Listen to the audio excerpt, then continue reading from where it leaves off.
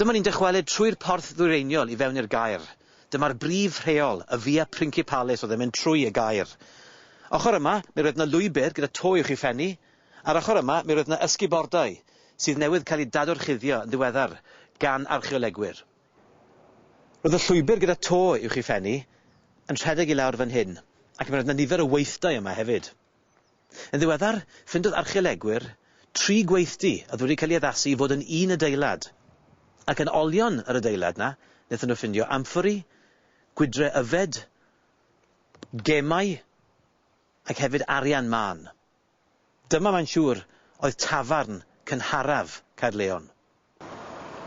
Dyma ni wrth ochr yr amgueddfa, a tu ôl I fi mae'r eglwys. Adeiladwyd yr eglwys uwchben adeilad pencadlys y gaer.